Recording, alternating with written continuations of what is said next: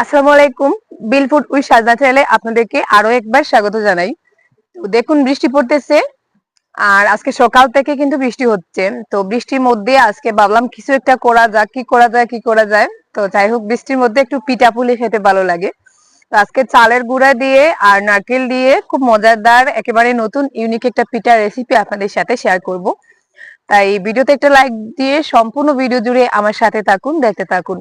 তো যাই হোক আমি এখন অ্যারেঞ্জমেন্টটা শুরু করে দেই।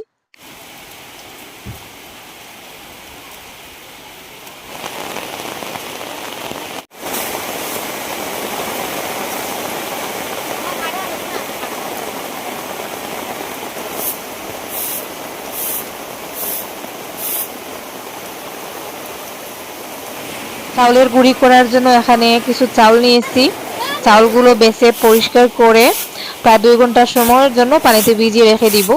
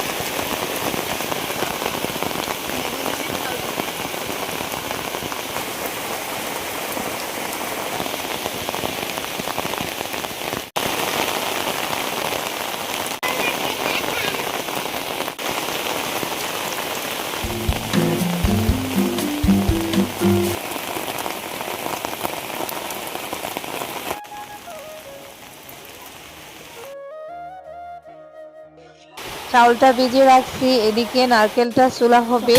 এখানে 2টা নারকেল আছে, একটা কাঁচা একটা পাকা। 2টা নারকেল আমার লাগবে না, একটা নারকেলই হয়ে যাবে। তারপরেও 2টা ছিলে নিচ্ছি।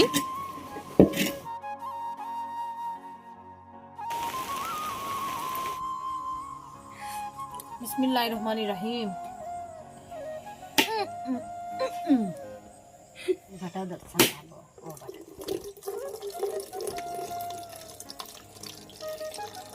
বৃষ্টি থেমে গেছে, এখন আমরা চলে আসছি পিঠাগুলো বানানোর জন্য।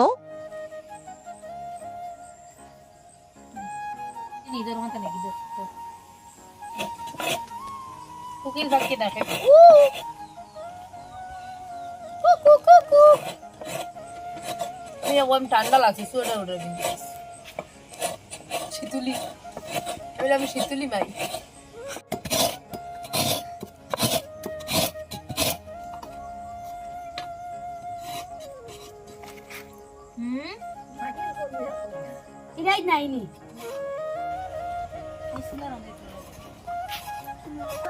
আমি একটানা বসে কাজ করতে পারি না, আর আমার থেকে রাহেলা নারকেল কুড়াতে ভালো পারে, ছোট মাছ কাটতে ভালো পারে। তাই নারকেলটা রাহেলা কুড়াচ্ছে, আমি বসে বসে দেখতেছি।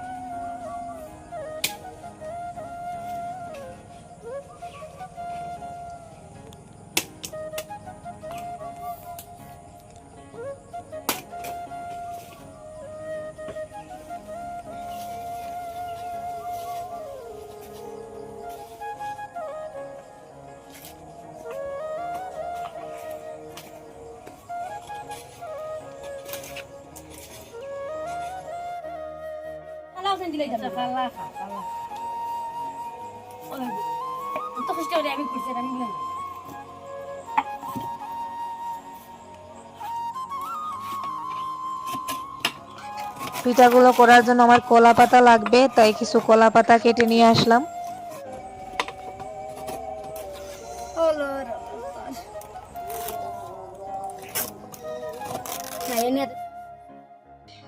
এদিকে চাউলের গুঁড়াটা হয়ে গেছে। এখানে প্রায় 1.5 কেজি পরিমাণ চাউল গুঁড়া করা হয়েছে, তো আমার সবটুকু লাগবে না, কম অর্ধেকটার থেকেও কম লাগবে। এদিকে নারকেলটাও কুড়ানো হয়ে গেছে, এখন আস্তে আস্তে পিঠা বানানোর কাজ শুরু করে দিব। বাকিটুকু চালের গুঁড়া দিয়ে আমি রুটি পিঠা করব, চালের রুটি আর কি। তো রুটি পিঠার জন্য আমি এভাবে রুটি পিঠার কাইটা রেডি করব।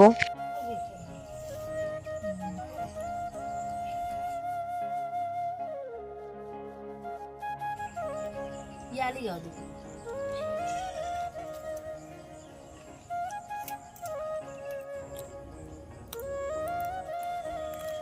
আটিকে দে।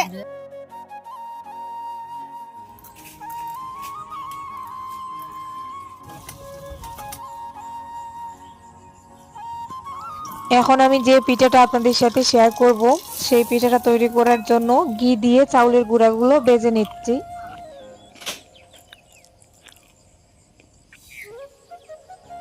দরুটা লাগারি আস্তে ভাঙিয়ে দে। চুলার আঁচটা কমিয়ে সুন্দর করে গুঁড়িগুলো ভেজে নিব। আটা হইতো হ্যাঁ। বাজার মধ্যে সামান্য একটু লবণ দিয়েছি আর দিয়েছি ঘি, যেটা তো আপনারা দেখছেন।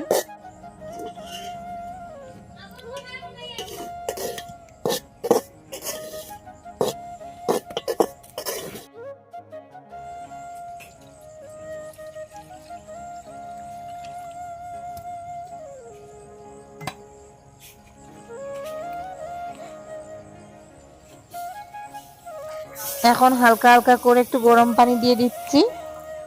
গরম পানি দিয়ে এভাবে নাড়াচাড়া করে আমি কাইটা নামিয়ে নিব।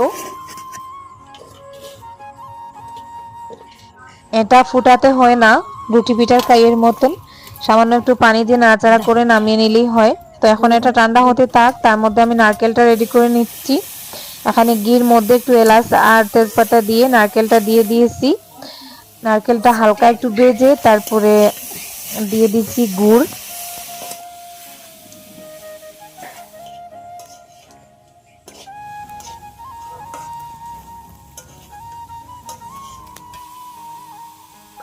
নারকেলের পুরটা রেডি হয়ে গেছে। এদিকে আমি এখন আমার পিঠার জন্য কাইটা রেডি করে নিব।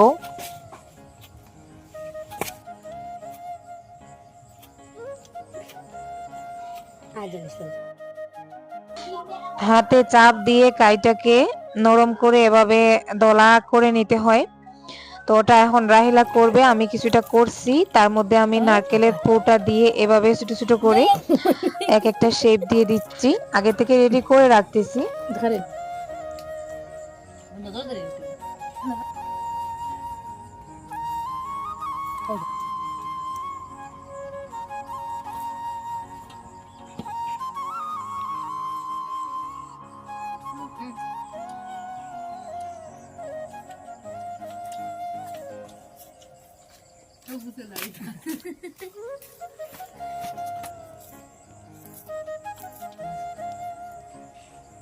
কিদা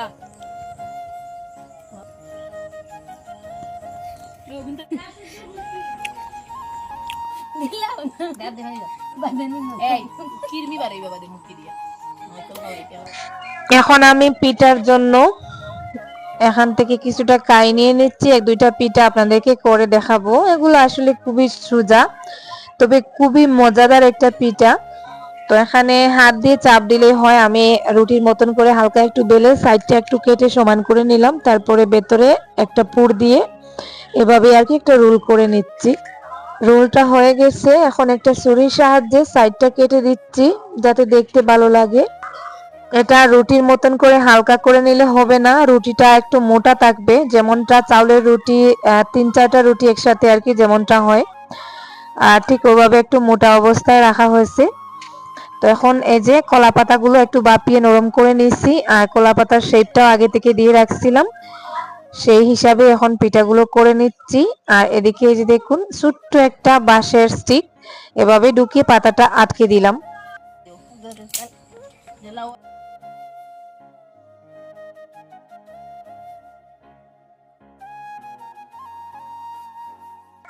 আবারও একটা পিঠা আপনাদেরকে করে দেখাচ্ছি। চাকর কাম আছে নি ওলা যে সাইজৰ আমি পারিছি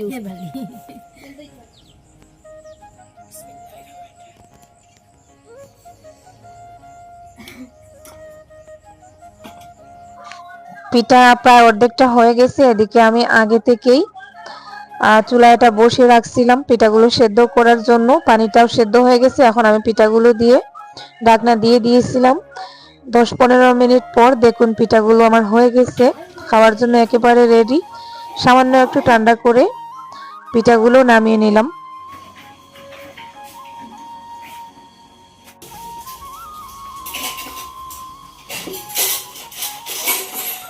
আমি এখানে একটা নারকেল দিয়ে একটু বড় বড় সাইজের 12টা পিঠা করেছিলাম। তার থেকে একটা ভেঙে আপনাদেরকে দেখাচ্ছি। সন্ধ্যা হয়ে গেছে, সন্ধ্যার পর আবারও বৃষ্টি আসছে, আর বৃষ্টির মধ্যে গরম গরম এই পিঠাগুলো খেতে বেশ ভালোই লাগছে। আপনারাও ট্রাই করে দেখতে পারেন। আল্লাহ হাফেজ, আসসালামু আলাইকুম।